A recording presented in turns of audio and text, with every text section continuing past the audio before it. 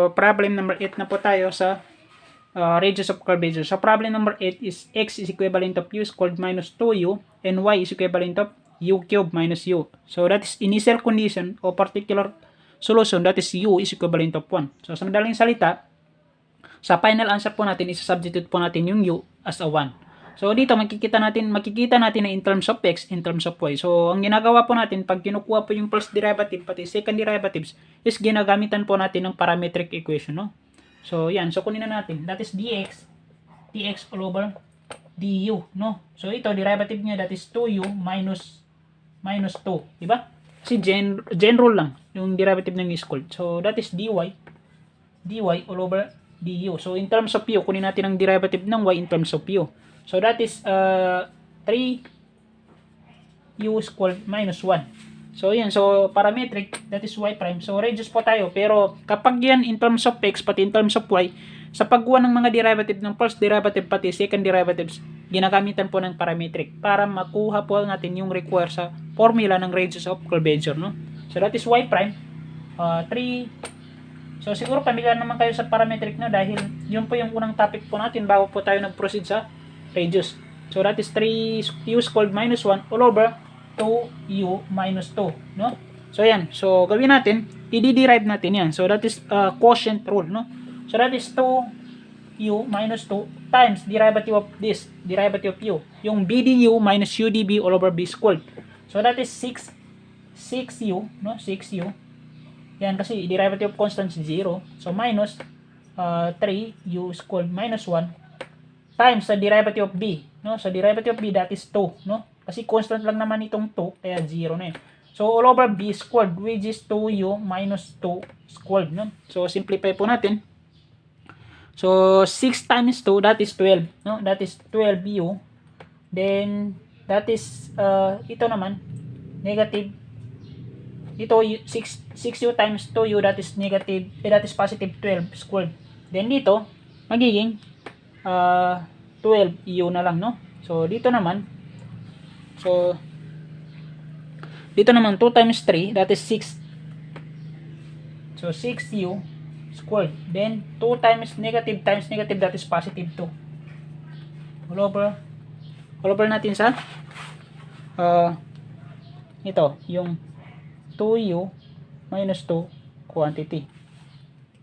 So, mas maganda i-simplify na lang natin ito para mas mabilis, no? Simplify na lang natin ito yung sa denominator para mas mabilis. So, that is 4u squared minus 2 minus 1.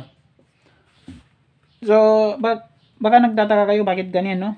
So, sinimplify ko lang yung yung pinactor out ko lang yung 4, di ba? Tingnan niyo. Ito, pag sinimplify po natin yan, that is 2 to the power of 2, that is 4. Then, u to the power of 2, that is u squared.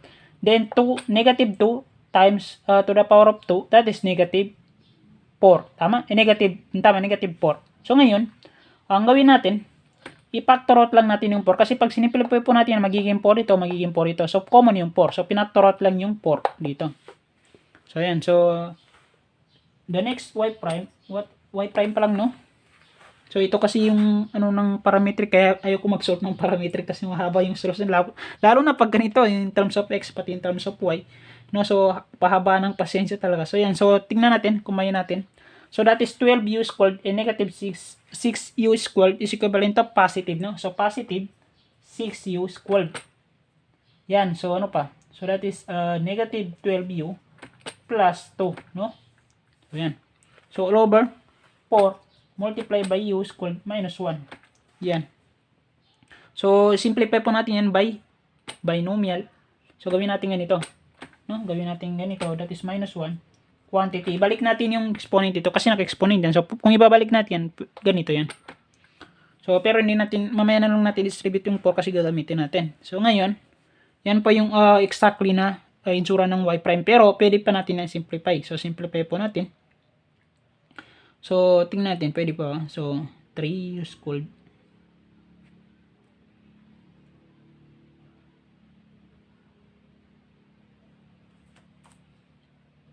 So, yan. So, pwede pa natin yung simplify. Kung i-lowest term natin, para mas maliit masyado, no? So, pwede rin, hindi i-lowest term. Pero, ang problema kasi doon, Kasi ang technique ko kasi kapag medyo malaki yung mga numbers, nilo-lowest term ko para pag sinimplify ko, hindi ako mahirapan, no? So, ito pwede natin lowest term, divide natin by 2, no? 6 divide 2, equivalent of 3. Tama? 3 yata. So, 3. 3u squared. So, 12 divide 2, that is negative 6u. So, ito wala na. So, that is 1. So, gawin pa lang natin 1 o gawin na lang natin 1, no? Kasi siyempre, hindi naman natin yan makuha into exactly, no? So, that, kasi naka-denominate, naka-division yan. So, that is ito, 4. So, that is 2, no? So, parang pinaktorot mo lang yung isang 2, then dinidivide mo dito. So, that is u minus 1, quantity pa rin yan. So, yan. So, yan yung y prime mo. So, para makuha yung second derivatives, ang ginagawa po natin, dinidivide ulit po natin sa, dinidivide po ulit natin sa 2u minus 2, which is yung dx over du. Pero dito, common yung 2, kaya pwede natin ipaktorot yung 2. Bali, magiging ganito yung form nito. Ganyan. So, yan.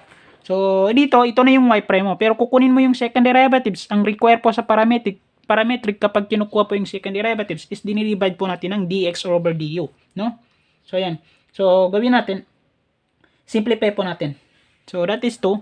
Pag sinimplify po natin yan, tignan natin. Sinimplify po natin yan. Ito, that is 1. So, magre-reciprocal yan. Magiging ganito yung second derivatives. So, dito na lang. That is second derivatives. Diba, sa second derivatives po natin, yung y prime po, dinidivide natin sa dx over du. So, ito, pag sinimplify natin yan, magre-reciprocal. So, that is 3, magiging ganito siya, magiging 3u squared minus 6u plus 1. Then, ito, magre-reciprocal. So, that is 2 times 2, that is 4, no? Then, u minus 1, tignan nyo, u minus 1 at u minus 1. So, that is u minus 1 multiply sa u minus 1, that is u minus 1 cube. Bakit naka-cube? Kasi tignan mo, squared, then ito 1. So, multiply by law of exponent, no? So, ito na yung second derivatives mo. So, ang radius mo, the radius is 1 plus y prime. So, ngayon, ano yung y prime? So, ang y prime po natin is ito, no? So, that is, gawin natin ito, 3u squared minus 6u plus 1. So, that is 2 multiply by u minus 1 squared, no? So, that is quantity yan, di ba? Quantity. So, that is 3 half all over absolute value ng what? Yung ito, yung second derivative. So, that is 3u squared minus 6u plus 1 all over 4 multiply by u minus 1 cube, no? So, yan. So, ang gawin mo, tingnan natin, ano bang mangyari, ano bang, pag sinimplify po natin to, burahin na lang natin sa taas, no? Walang masyadong space. So, burahin na lang natin to.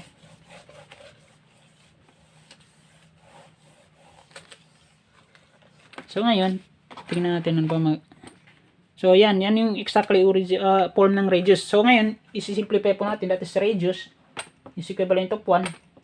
Tignan mo, pag sinimplify mo ito, gamit ito. So, pag siniparate mo yan by separation of division, pag sinimplify po natin, 2 to the power of 2, that is 4, no? That is 4. So, ganyan mangyari, that is 4. So, that is 3u minus 6u plus 1. So, naka-quantity yan. Bakit? Kasi tingnan mo, naka-quantity yan. Pero ito, sinimplify mo. Diba? Sinimplify natin ito. So, ngayon, pag sinimplify po natin ito, ano yung mangyari? Ano yung magiging form nung ano natin? Form nung ito, ano yung magiging form nito? Pero ang sinimplify po natin dito is yung yung 2. Hindi po yung u minus 1. So, that is ganito. That is 4u minus 1. So, quantity. So, meron itong another quantity. So, yan po yung sinimplify po natin. So, tingnan natin ano yung magiging itsura nito. So, that is y. Then, ano yung all over nito? That is y. So, yan. So, ito, gawin natin.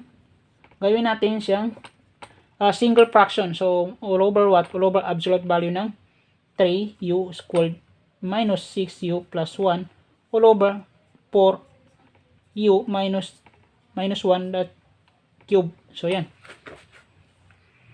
So, ayan. So, tingnan natin ano mangyari. So, simplify natin. Burahin na lang natin to, no? Burahin natin. So, simplify po natin.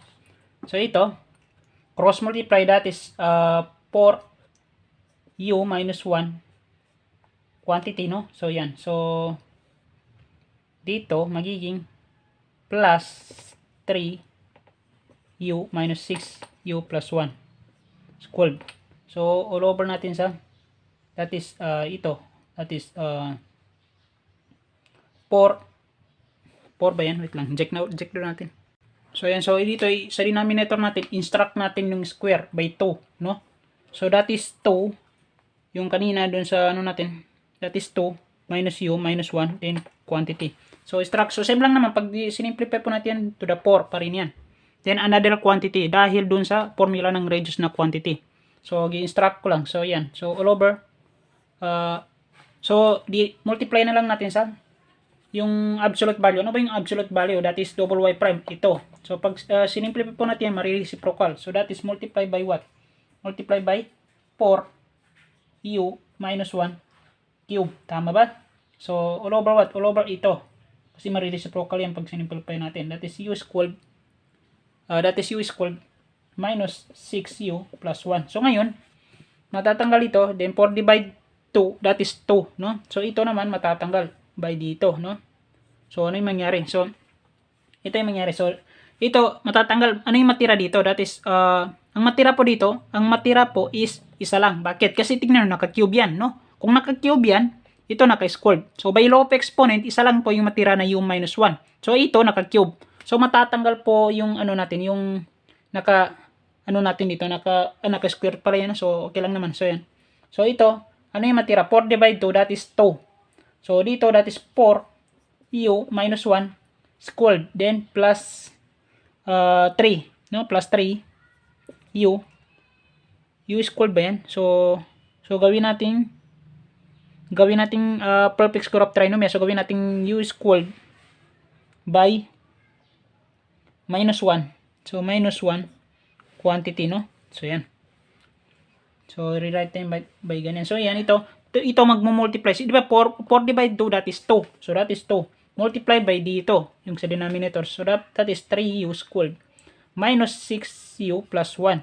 So ngayon, sabi diyan, when u is equivalent of 1, pag sinubstitute daw natin yung u dito, sa yung 1 dito, so makukuha natin is 8. Then pag dito naman pinalitan natin ng 1 lahat ng u, that is 2, that is 9 or 18 pala, sorry, 18, that is u 1 minus 1, that is square root of 1 times 4, 4, then 3. That is 18, no? 18, sorry, hindi pala 8.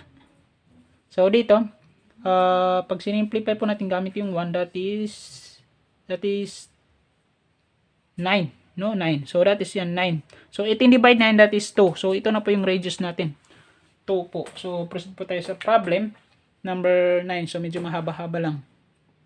So, actually, iniklihan ko pa yan kasi kung solution ko talaga yung method lang mahaba, kaya lang nag-shortcut ako. So, okay lang naman. So, be careful lang sa pag-solve.